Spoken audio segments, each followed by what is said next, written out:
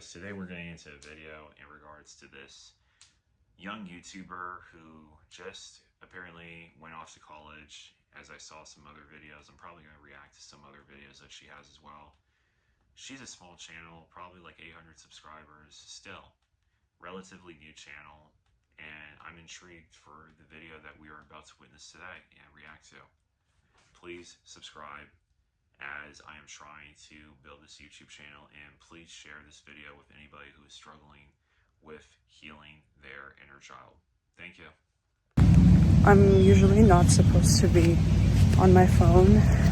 Well, that's the self-imposed rule, but when I'm walking outside, I just feel so fucking horrible and on the verge of tears because I know it's not a big deal to people, but I chopped half of my hair off and I liked it. I really liked it and I still like it. I'm getting used to it. But yesterday I was going out with my friend. I was out with my friends and we were sitting and eating food, and I associate having short hair with my childhood self, which was, I don't want to talk about her and be so mean, but she was awkward, she was fat, she was shamed. Just a lot of stuff is just pulling back up to the surface, and because my hair is the length that it was as a kid for most of my life. Wait, this tree is so pretty. Whoa. But a lot of stuff is flowing back up. Talking about your inner child. That's what you're talking about. Yeah, no, like I said, my inner child. I mean, seriously, my inner child was bullied, beaten, fucking by adults, kids, literally. I mean, that was what developed into this vengefulness. Like instead of becoming like a hollowed out, depressed person, like, yeah, I was depressed. But that's the thing. It's like I developed this like vengeful, like cold-hearted way on like hurting people. And it's like I started doing that against the people that actually hurt me previously to when I was a child. I saw some of these people at the high school that I went to. And that's when I started bullying them. That's when I started, and I did it more so when I was in high school. And I'm not gonna lie, it felt fucking good. It felt very, very good to hurt these people who hurt me in the past when I was a vulnerable kid, or when I was like skinnier and stuff like that and disheveled. Literally, it felt good. It felt like a sense of justice, and it felt like a sense of power and authority, and that I was the moral orbiter over that. So that's the thing. Like, yeah, so that's your inner child. That's what that is. I saw from your YouTube channel that you just turned 18. So yeah, all of this stuff, when you turn like 18 to like in your 20s, sometimes even in your 30s, is going to start to just come right back up to the surface. Like when you're a teenager, you're going through puberty, your hormones are high, your brain technically unconsciously switches off into survival mode because you're in high school. And a bunch of people are telling you, oh, you're going to be a loser, you got to figure out what you want to do with your life and this and that. I mean, that's the truth. So that's why I tell people all the time to do inner child work and healing, literally. And if you want to do psychedelics with it, great. If not, I don't care, by all means. There's even drug-free options on how to fix yourself, of course. But yeah, what you just explained really, really, really sounds like it's your inner child. That's basically what it is. That's really what it is. And I binge ate for the first time in a while yesterday. And it was all because I felt so horrible about my appearance, and my entire life has been about my appearance because growing up, I never had the appearance that I wanted. And it has become such a big part of my life to have my physical form be aligned with my internal visualization of it. Honestly, what this is definitely patternized trauma from when you were a child. It is. You had an eating disorder. You cut your hair off. That half of it was dead. That sounds like patternized trauma. So your subconscious is no longer being subconscious. It is now being conscious. And that's why it's flowing back up, basically. It's for you to deal with and for you to solve at the age of 18. Be lucky that you're actually going through this right now. Be lucky that you're facing this, because a lot of people will face this for the rest of their fucking miserable lives while they have a 9 to 5 job and while they have their minimal existence with on this fucking earth. Literally. So be happy you're going through it right now at 18 years of age. I didn't go through it because I was a heroin addict at 16 and a half. I did a lot of shit. I did a lot of shit when I was 16, 17, but I was a heroin addict for about 3 months. I was using, and with the help of my father, he got me clean and my ex-girlfriend, who I still love and talk to, but it's just, yeah, like, I can feel it. I mean, when I listen to this girl's video, I can feel and sense every single thing within this video, because I get her. I completely get her. I mean, again, I didn't feel it. I didn't start feeling a lot of this stuff when I was like, until I was like 20, when I lost my dad. And really 21 years of age, I kind of went back to sleep. I was just upset. I was like distraught over losing my father. But 22 years of age is when I got hit by the car. And a lot of these things started coming back to me about what had happened to me and stuff like that. And it's just, like I said, I got addicted to drugs again. So I was using on and off for about a year and a half, and I finally had to face it at like 24 years of age. Like 23, like 23 and a half is when, just before I turned 24, I decided that I needed to basically face it. And so I get what this girl is saying, but I'm just telling her right now, if you're watching this video, be happy that it's happening right now at 18 years of age. Of that, and I just felt extremely horrible about my appearance. So I binge ate. It was insane. And I just feel like I ruined my life. Like, I had long, luscious hair, finally. Yes, half of it was dead. Was it? And spiritually, if we're getting into it, then I was holding on to so much previous baggage that I felt like was chaining me back to my past. And cutting off your hair is a big part of, releasing and letting go. And I feel that. And maybe I just feel really uncomfortable with this new identity that is emerging within me. And being in the old self was comforting, because it was all I've ever wanted. But then again, did I feel happy in it? Not necessarily. So now I'm in this exploration of my new self, but I just feel god awful and ugly, and like the world is against me, and that I just self-sabotaged myself. And I'm really trying not to cry because it's so stupid of me to be complaining about this. I'm gonna say this to you right now. Get the fuck off of social media. Just get the fuck off of social media. Like, listen, keep your YouTube, be on YouTube, keep doing these videos. I'll keep reacting to some of these videos probably in the future, and giving my takes plus advice and experience of what I've experienced. But I'm just going to say this. When it comes to feeling like you're falling behind, or FOMO, fear of missing out, I'm going to just tell you this right now. You're not missing out. What's happening to you right now is you are questioning.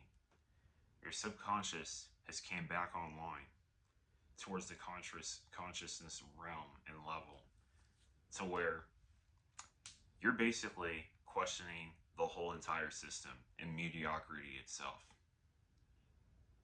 You see, I wasn't doing that. Me, I was just fucking taking drugs and, just that fucking, mainlining, just popping another pill. But no, seriously, I mean, at 18 years of age, if I was to go back in time at 18, if you were born in the same year as me, in this video that you did was at 2018 and there was 2 comparisons, you would already be ahead of me, technically speaking. Like, yes, I'm ahead of you because, you know, I've had age, I've had time, I've experienced. I've done psychedelic mushrooms more times than I can count on my fingers and toes, but it's just, and I've even facilitated for other people as well at a cost.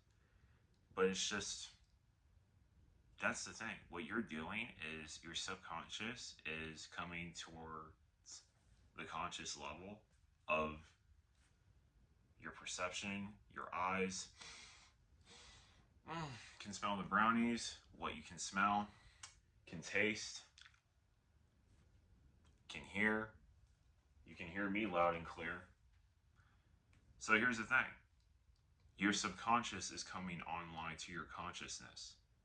That's what's happening.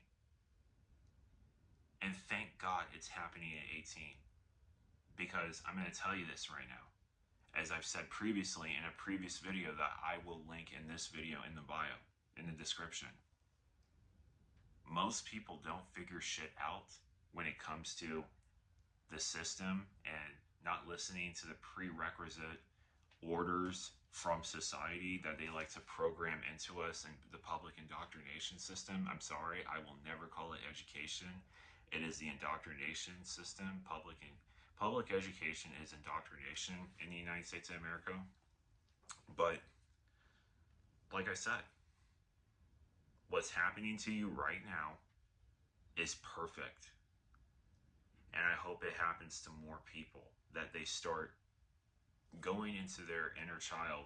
And listen to me, if you want to talk psychedelics, you know, I mean, I'll put it in my bio. I'll figure out how to put my contact info. I'm not putting my phone number, of course not now, but it's just, I'll put my contact info and ask me a question. Seriously, I'm all ears. I'm experienced within psychedelics. I'm experienced within this stuff. I'm 25 years of age. Ask me any questions, literally, free of judgment, no judgment whatsoever. Trust me, I've heard crazy stories, insane stories. I've facilitated for some people who have most outlandish things have happened to them. Insane. But it's just, yeah, what's happening to you is you're being called upon. That's what's happening. And I can even see this with a lot of 18-year-olds now. I can actually see this with some, and I'm like, wait a minute, it's happening even younger now? Wait, what? Wait, this is too young. I remember I was like saying this to one of my friends who's a spiritualist. I'm like, what's happening? Like, these people, like, they're already starting to feel this at 18. I was like, no. This is too young. They can't feel this until they're 18. They gotta feel this at like 22, 24, 25, like where our age is. And I remember one of my spiritualist friends basically told me, like, the Feeling Studio, my name, Baron, now, these other people that are starting to come in are doing it a lot quicker because they see us doing it. They see us waking up. They see us going inside the inner child and basically healing the inner child and then coming out on the other side and basically understanding 2 + 2 = 4. Literally. So, that's the thing. We are technically, older Gen Z, which is me, and my spiritualist friend. And same with my friend. Hi, Jessica. We can understand these things a lot sooner than our parents. While at the same time, we're technically the older siblings of the younger Gen Z. So they're looking at us now and being like, oh, subconsciously, we're going to do this even sooner than our older brothers and sisters. And it's like, wow, that's amazing. Like, that's incredible. But it's the way I feel and I have to validate it. And maybe that's one of the lessons that I have to learn as well. But, goddamn, like, in a ponytail, okay, it's fine. But when I let it down, it makes me want to kill myself. Like yesterday when I was out with my friends, I like to think that I'm self-assured, and maybe that's what this is also challenging inside myself. But I was sitting and we were getting food, and we were hanging out and talking, and all I could catch myself doing was thinking about how ugly I looked in comparison to my friends. Again, get off of social media. Get off of TikTok. Get off of Instagram. It is not the real world. And that is a big theme for me as a child, because I always had these beautiful friends, and I just felt like the odd one out, like the ugly one, the fat one, the not skinny enough one, the not, I don't know, the hair was never right, my skin was never right, my face was never right, my personality was never right, and I attached so much to my appearance. No, it's not you that attached so much to the appearance. Okay, yes, it was you. You know, part of it was you. But that's the thing. It's societal conditioning that teaches most, and if not a lot of women, to basically attach that part to themselves. Your looks are the only thing that matter and equate to your value. And it's the same with men. But it's in regards to how much money he makes. How much money you make equates into regards of how manually and masculine you are. And that's the sick, fucked up, twisted nature of the world. And that's the system that's finally falling apart.